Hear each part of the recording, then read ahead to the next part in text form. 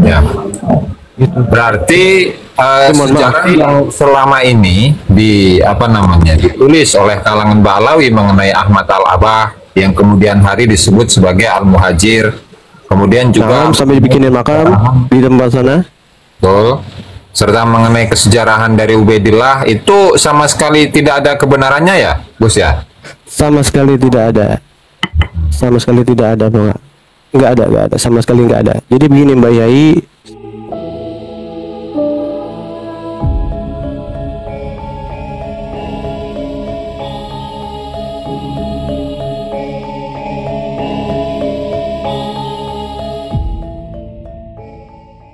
Bang Aragon, Gus Aragon, ini saya rasa kemarin ketika ngebahas tentang Ahmad bin Isa itu belum tuntas itu.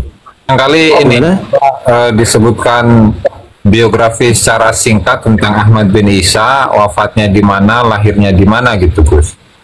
begini Gus Aziz. Begini Gus Aziz. Nah, itu pakai referensi yang kemarin dikirim sama sepupu anak itu, yang apa namanya? Yang dari keturunan Imam Muhammad bin Ahmad Al-Abah aja gitu maksudnya.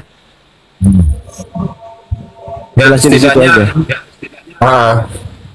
Mengenai makamnya gitu, mengenai makamnya.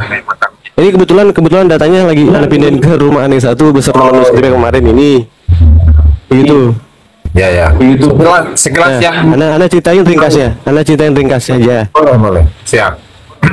Gitu, bahwa Imam Ahmad Al-Abah itu tidak ada namanya dimakamkan di Hadramut, nggak ada namanya, dan sejarahnya nggak ada beliau itu dimakamkan di Hadramut, nggak ada, tidak ada sama sekali. Dari seluruh catatan yang tertua pun dari keluarga kami dari Wadi Fatimah, Madinah dan Mekah nggak ada catatannya juga seperti itu. Beliau ini dimakamkan di Iran gitu. Itu tepatnya di Rai. Tepatnya ada di Rai, kurang lebih ringkasannya seperti itu. Siap. Gimana Gus Aziz? Berarti bisa dipastikan bahwasannya Ahmad Al-Abah ini tidak pernah hijrah dan tidak memiliki anak yang bernama Ubaidillah ya, Gus ya? Pasti, sangat bisa dipastikan sahih jiddan itu. Sepakat muttafaq alaih para asyraf surafa al-lajnah, para surafa Mekah wa Madinah itu sepakat tidak ada. Asyraf Mekah wa Madinah tapi ya, itu sepakat. Ya. Imam Ahmad Al-Abah tidak memiliki anak bernama Ubaidillah, apalagi hijrah. Ya. Gitu. Berarti sejarah yang selama ini ditulis oleh kalangan Ba'alawi mengenai Ahmad Al-Abah yang kemudian hari disebut sebagai Al-Muhajir, kemudian juga sampai dibikinin makam di tempat sana. Betul. Serta mengenai kesejarahan dari Ubaidillah itu sama sekali tidak ada kebenarannya ya, Gus ya? Sama sekali tidak ada. Sama sekali tidak ada, Bang. Nggak ada, sama sekali nggak ada. Jadi begini Mbak Yai, semua ada sini dan Gus Aziz, ntar ana kasih bukti-bukti otentik yang bisa divalidasi dari anak mengenai Ubaidillah yang aku sebagai anak Imam Ahmad Al-Abah tersebut. Dan makam itu anak, kalau keluarga anak nggak pakai tedeng aling nih bahasa kitanya. Kalau keluarga anak nggak pakai ngukur-ngukur, itu bisa aja datang untuk menggali. Anak yakin dengan kepala anak taruhannya nggak ada isinya itu. Allah. Ya. Halo, maaf. Komentar dari para asyraf yang ada di mana tadi, Mekah dan Madinah ya, Gus ya? Nah. Mengenai nasab-nasab Ba'alawi yang mungkin selama ratusan tahun tokoh-tokoh dari mereka itu juga tinggal di Hijaz lah ya, di Hijaz. Bagaimana dari awalnya, apakah mereka pun juga tidak mengakuinya atau hanya sekedar hanya kedekatan emosional sehingga ya gitulah, basa-basi gitulah. Mereka ini dekat sama ulama Wahabi yang dari dulu tinggal di Mekah, termasuk Zain bin Smith. Allah. Nah, sedangkan ulama Wahabi ini, ntar Anda sebutkan namanya. Jadi di sini sensitif kalau Anda sebutkan. Ya. Nah, sedangkan ulama Wahabi yang didekatkan sama Zain bin Smith, ya betul itu Zain bin Smith, itu didekatkan sama dia. Apa namanya? Karena kenapa didekatkannya ke Wahabi? Karena Wahabi ini sangat dihargai oleh keluarga Salman bin Abdul Aziz. Para syurafa mulai dari saat itu, mereka ini cuman bisa diam aja gitu, dan cuman geleng-geleng aja bahasanya, ini siapa ini mereka. Dan mereka selalu rapat, selalu musyawarah.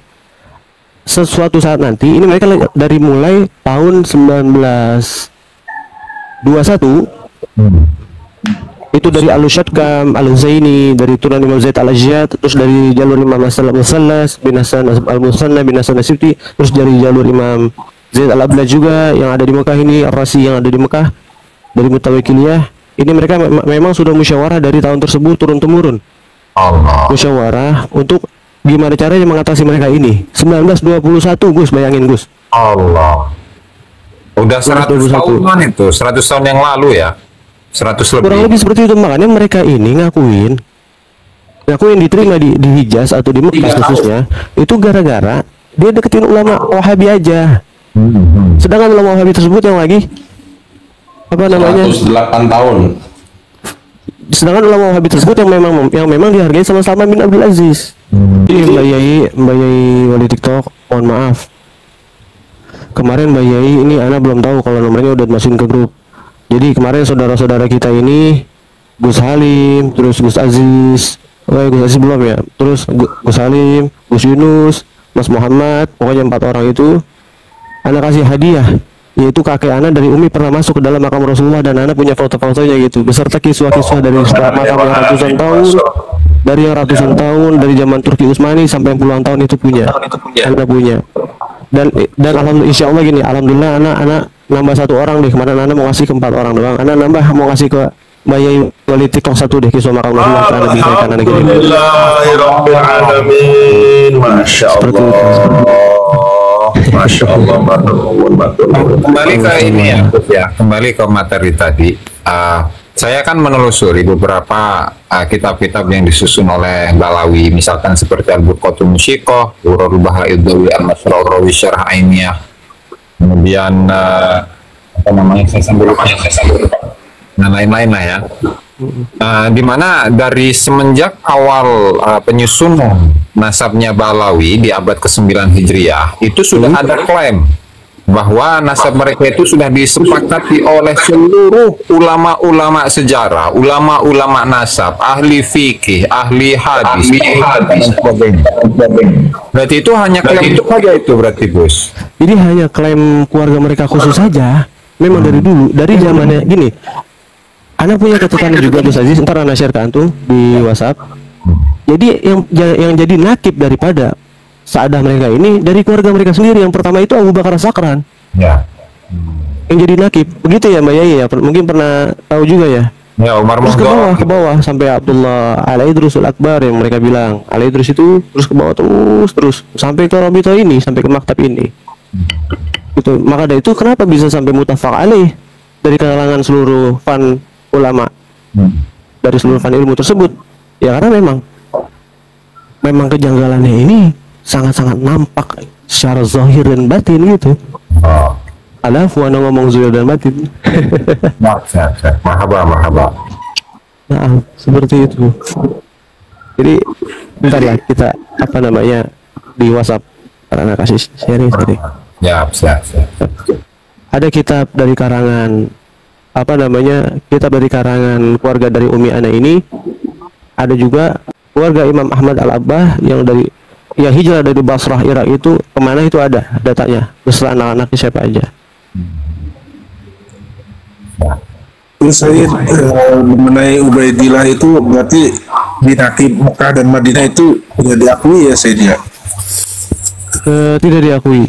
Karena Ya, gini. kalau di nakib Irak gimana itu? Karena begini. Jadi maksudnya bukan kalau Bang Alawi ini emang nggak diakui. Maksudnya kalau Sayyid lain. Kenapa sih di Mekah itu dipanggil Syarif, sedangkan di luar Mekah yang lain di masjid itu dipanggil Sayyid. Jadi asal gelar Sayyid itu kan dari masjid yang kemarin Anda jelaskan. Seperti itu. Nah, adapun zuriyah Nabi Muhammad yang ada di luar Hijaz, artinya di luar Mekah, itu kalau mau dipanggil syarif itu harus isbat lagi ke Mekah, Lajnah Ansab Al-Makkah yang dipimpin oleh sekarang Syarif Syakir bin Haza Al-Abdali Al-Hashimi Al-Hamudi.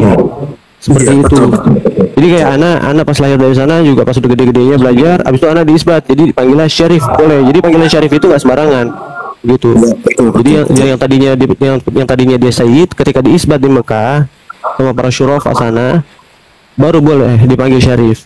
Gak sembarangan kayak golongan mereka ini. Yang Pontianak aja, Sultan Pontianak main panggil syarif aja, wah sembarangan itu. Jadi kalau di Mekah kalau kuliah Rasul kalau belum diisbat itu dipanggilnya bukan syarif ya tapi syekh ya. Tapi sayyid maaf. Tapi sayyid di luar Hijaz ya. Ashraf di luar Hijaz itu kalau masuk Mekah dipanggil sayyid karena sejarahnya seperti itu. Kalau dia sudah diisbat oleh Lajnah Ansab Mekah itu baru boleh dipanggil syarif. Adapun ada 3 tokoh yang anak pegang, para sayyid Ashraf dari di luar Hijaz yang diisbat oleh Lajnah Ansab Mekah ada 3, yaitu yang pertama Syarif Wajdi bin Abdullah Ar-Raisuni Al-Idrisi, beliau kalangan Adarisa dari Maroko. Sekarang beliau udah diisbat juga oleh Syarif, dan juga beliau jadi ahli nasab yang menjadi yang jadi rujukan di Mekah. Ada ahli nasab yang dirujukan di Mekah untuk khusus kalangan Adarisa ya, yang mau mendaftar sama mereka, Idrisi ya maksudnya. Yang kedua ada Sayyid Alauddin Al-Musawi yang diisbat gitu jadi syarif. Yang ketiga ini ada Syarif Sulaiman, Syarif Muhammad, dan beserta anak itu Syarif Muhammad dan Syarif Zain yang bermarga Al-Hajjari, seperti itu. Selamat pagi. Assalamualaikum. Kurang lebih seperti itu. Assalamualaikum warahmatullahi wabarakatuh. Waalaikumsalam warahmatullahi wabarakatuh. Jadi kayak keluarga ana, karena berhubung sudah diisbat oleh Ashraf Mekah, ya boleh dipanggil syarif. Adapun yang nggak berkenan memanggil syarif juga nggak apa-apa, panggil nama aja gitu. Ini masalah tentang Ibrahim bin Mansur kan ya, beliau kan Alawi. Nah, orang katanya Ibrahim bin Mansur kan masih dzurriyyah Rasul. Apakah betul Ibrahim bin Mansur itu masih dzurriyyah Rasulullah? Ini mau aneh yang jawab atau yang lain yang jawab? Aneh yang jawab. Iya, silakan jawab. Oh, aneh yang jawab ya. Iya. Ya, jadi seperti yang anda bilang kemarin kepada saudara-saudara anda yang ada di sini, mungkin Pak Al-Kirin nggak ada, bahwa Ibrahim bin Mansur itu mengaku Al-Amir, pecahan dari Al-Abdali, Al-Amir Al-Hashimi. Dia ini hanya main-main saja di kantor Lajnah Ansab bin Mekah.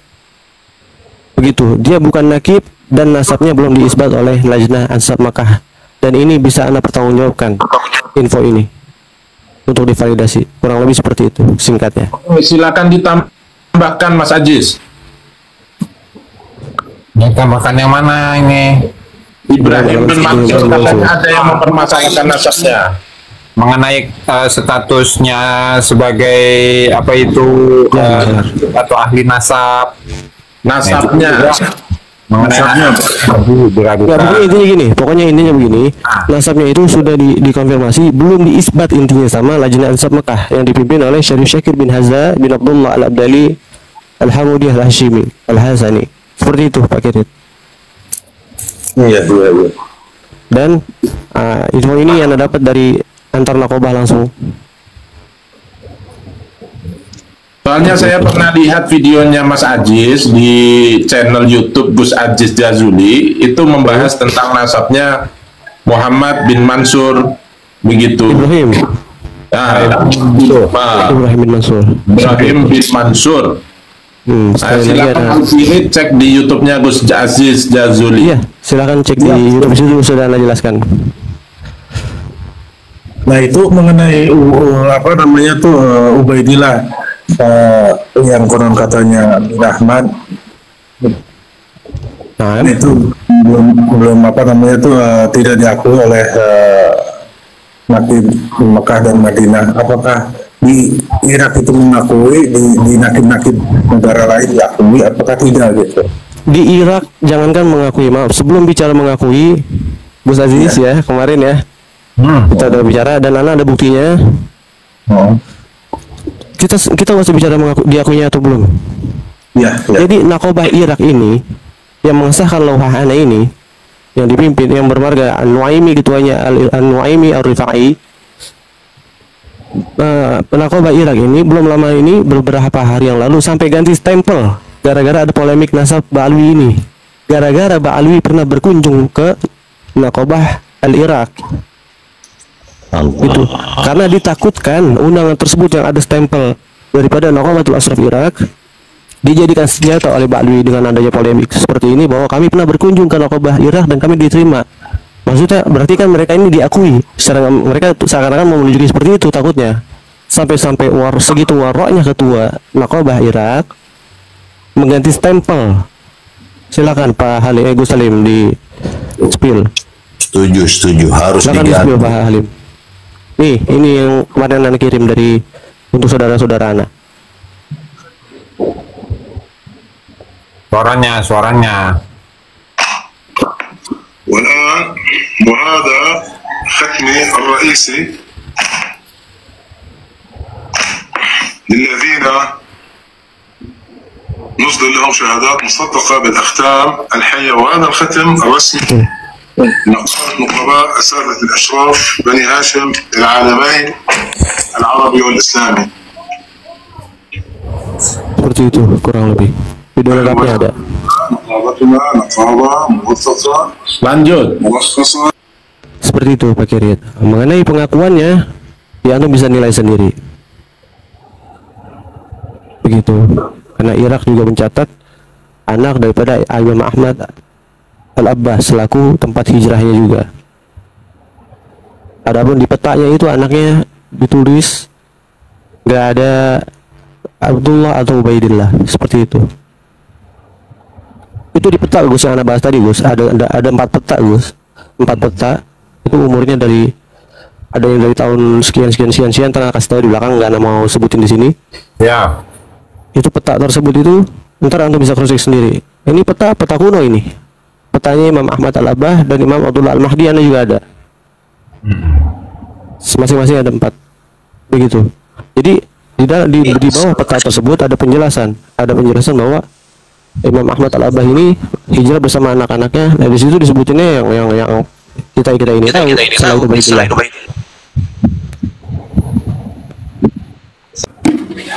Jadi kalau saya boleh berkesimpulan nakal ya, nah, nasab Ba'alawi itu didapat dari data alias Syakron itu dari asumsi dia, nasabnya asumsi. Kemudian yang sekarang, yang kemarin Rumpel datang ke sana itu Nakobah bertemu dengan Ibrahim bin Mansur, berarti sebagai Nakobah maklar gitu ya. betul. Jadi nasabnya berdasarkan asumsi, Nakobahnya berdasarkan maklar. Seperti itu. Gara-gara curhatnya salah satu orang yang membahala di depan makam Nabi. Terus abis itu dia curhat dengan Ibrahim bin Mansur. Akhirnya Ibrahim bin Mansur itu menyahuti sebagai dia ngaku sebagai nakib ingin membantu. Seperti itu. Ini kalau komentar nakal saya gitu ya. Jadi Masya Allah, terhinakan sekali gitu. Alhamdulillah, subhanallah. Gimana Mas Zain? Silakan Bang Zain. Ini begini, saya kan tadi sempat mendengar tuh katanya Ubaidillah itu diklaim sebagai anak Ahmad bin Isa setelah ada klaim dari Abu Bakar Sakron itu. Saya kan lihat kitab Al-Ataya As-Saniyah kalau nggak keliru itu tadi, saya sambil lihat kitab insan itu juga ada menyebutkan nama Ubaidillah, sedangkan kitab itu kan sebelum Abu Bakar Sakron. Itu maksud Gus Salim maksudnya. Oh jadi Ba'alawi itu sering datang ke Nakobah sana gitu. Bukan, datang ke rumah guru ana. Guru ana ini bermarga Al-Barkati Al-Hasani. Jadi ada Al-Barokat, ada Al-Barkati. Nah, Al-Barkati ini guru ana memiliki kakek-kakek amir-amir Mekah gitu, Pak Citro. Sehingga mereka ini memaksa minta dukungan guru ana. Saking udah keselnya dongkolnya minta dukungan. Ya itulah ada di channelnya Gus Aziz. Iya, wah ada kata-kata yang benar-benar sangat parah gitu. Betul, pokoknya antum harus dengar itu di Di channelnya TIJ, di channelnya TIJ juga ada. Sampai di Channelnya Gus Aziz. Kitab Al-Atoya As-Saniyah, Sayyid. Iya. Ya, nama pengarangnya, tahunnya. Nama pengarangnya Al-Abbas bin Ali bin Dawud bin Yusuf bin Umar Ali Ar-Rasuli. Sajis, kata Bang Zaini ini ada kitab Al-Atoya. Karangan siapa Bang Zaini? Silakan dijelaskan lagi. Abbas bin Ali bin Dawud bin Yusuf bin Umar bin Ali Ar-Rasuli. Ar-Raisuni. Ar-Rasuli. Iya. Ar-Rasuli itu dinasti. Iya, Rasuli. Rasuli. Nah, dinasti Rasuliyah yang menjadi penguasa di Yaman saat itu, Yaman Utara ya. Jadi gini untuk di kitab itu, jadi Al-Atoya Saniyah itu adalah satu kitab yang ditulis pada abad ke-8 kalau nggak salah ke-8. Setelah Abad ke-7. 700 berapa? 778 wafatnya ini. Itu abad 8 itu. 701 itu udah abad 8, apalagi 777. Seperti itu. Jadi gini. Untuk latar belakang barangkali ya, mukadimah bahwa dari mana sih Ali bin Abu Bakar As-Sakron itu mencangkokkan nasabnya itu kepada nasab tersebut. Jadi ada satu tokoh yang namanya Ali bin Muhammad bin Jadid, salah seorang ulama luar biasa, ahli hadis, ahli tafsir dan lain sebagainya, Al-Hafidh, salah satu itu ada yang Abu Saif dia Yamani,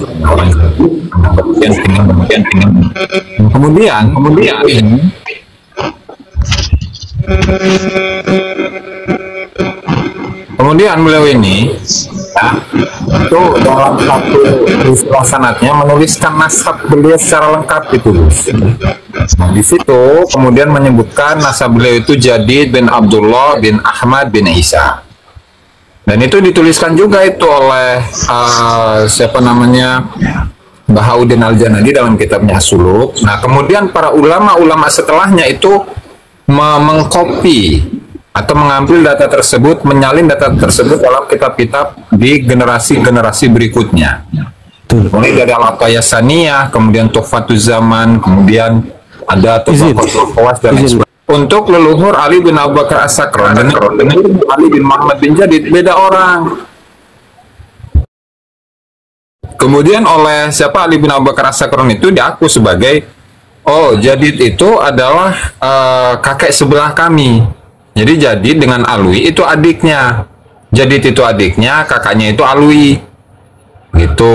Nah, lalu kemudian oleh Ali bin Abu Bakar As-Sakron itu dengan menyalin beberapa data-data yang ada dalam kitab As-Suluk itu bahwa leluhur kami yang namanya Ubaid itu sama dengan leluhur Ali bin Muhammad bin Jadid yang namanya Abdullah. Karena apa? Karena Ubaid ini karena saking tawadhu'nya sehingga untuk memberikan atau memanggil atau dipanggil dengan nama Abdullah itu nggak mau, sehingga diganti dari Abdullah menjadi Ubaidillah. Ubaidillah dulu nih. Nah, setelah kemudian merasa ketika saya itu dipanggil Ubaidillah masih belum pantas. Kenapa? Karena ada idhofah Abdul Jalalah, sehingga untuk menghilangkan hawa nafsunya itu atau perasaan merasa dirinya pantas untuk disandingkan dengan Abdul Jalalah, sehingga dihilangkan juga itulah Abdul Jalalah sehingga menjadi Ubaid. Yaitu bentuk istihad yang dilakukan oleh Ali bin Abu Bakar As-Sakron dalam mencangkokkan nasabnya kepada Rasulullah Shallallahu Alaihi Wasallam. Sudah masalah. Wah, pencangkokannya Ali bin Abu Bakar As-Sakron kepada nasabnya Ali bin Jadid itu, sandaran utamanya itu adalah kitab As-Suluk fi Tabaqatil Ulama wal Muluk yang menyebutkan silsilah nasabnya Ali bin Muhammad bin Jadid secara lengkap, yang di situ disebut Abdullah bin Ahmad bin Isa. Nah, lalu leluhurnya Ali bin Abu Bakar As-Sakron itu bernama Ubaid. Nah, sehingga asumsikan bahwa saking tawaduknya Abdullah ini, maka beliau itu nggak mau untuk dipanggil Abdullah, tetapi menjadi Ubaidillah, dan merasa nggak pantas lagi melakukan dirinya gitu sebagai hamba kecil daripada Abdullah gitu. Nah, kemudian karena di situ masih adalah Lahdul Jalalah, sehingga Lahdul Jalalahnya itu pun nggak pantas disandingkan dengan namanya, sehingga dibuanglah Lahdul Jalalah sehingga menjadi Ubaid. Nah, maka leluhurnya Ali bin Abu Bakar Sakron yang bernama Ubaid itu alias Abdullah bin Ahmad bin Isa gitu. Nah, masya Allah. Ajib. Alhamdulillah, nambah wawasan baru. Ajib. Waduh. Ini perlu di-compare nih Gus Aziz sama manuskrip yang ada di nakobah kami dan yang ada di keluarga kami juga yang di Wadi Fatimah, Madinah. Jadi Ana minta para ami-ami Ana nih, para paman-paman Ana di sana, Ana minta daripada manuskrip yang mereka ini biar kita compare, kita sandingkan untuk jadikan bahan gitu. Mas Aragon, berarti tidak benar ya apa kata mereka bahwasanya ribut nasab ini hanya di medsos? Oh, tidak benar.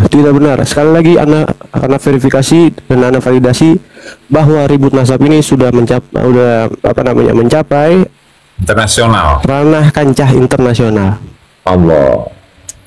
Ana bisa membuktikan. Alhamdulillah. Tadi ada Ana nggak sengaja ada yang taping 4 nakobah mana. Tahu ujung-ujungnya kayak Mufti Yaman. Enggak kayak Mufti Yaman ujungnya, maaf. Di sini alhamdulillah ada yang sudah masuk salurannya ke nakobah Suriah salah satunya. Alhamdulillah mungkin.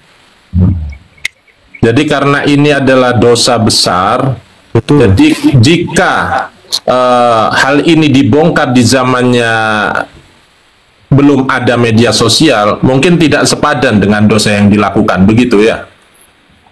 Gimana? Jadi ini kan dosa besar. Seandainya hal ini dibongkar di zaman belum ada media sosial, belum ada media-media luar biasa sampai sambungannya internasional, tidak akan sepadan dengan apa yang sudah dilakukan mereka. Ratusan tahun.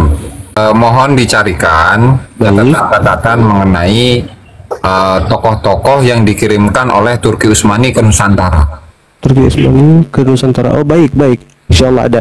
Karena dulu kan selain selain berdelegasi oleh Sultan Aceh, khusus Nusantara, itu Turki Utsmani juga kan mengurusi bagian masalah Ka'bah, Haramain seperti itu kan. Sampai keluarga kami nih, Mbak Yai, terutama Umi Ana, sampai memegang kiswah Ka'bah yang dari zaman Turki Utsmani ada di rumah kami. Dari zaman Sultan Bayezid I gitu. Masa iya data ini nggak ada, sedangkan kiswah aja ada, masa data nggak ada kan gitu. Betul. Seperti itu kan Gus Aziz ya. Pastilah. Alhamdulillah ada itu. Ntar Mbak Yai kalau ini lewat video call coba ntar lihat. Itu mah pasal udah selesai tuh, penelitian Turki Utsmani udah selesai tuh. Iya. Ini kata Nio, logat Ana katanya mirip Balawi. Oh, mohon maaf, Ana kelamaan di ini.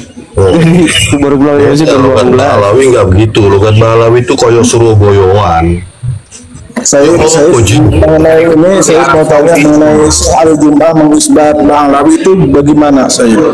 Ya, itu balik lagi ke kerabatan dan ketidakenakan dia kepada Al-Balawi. Makam Muhammad Al-Bakir itu di Madinahnya atau yang di Iran ya? Kan ada 2 makamnya. Ada 2. Muhammad Al-Bakir di Rai. Menurut catatan di Rai. Wah, ada 3 berarti versinya.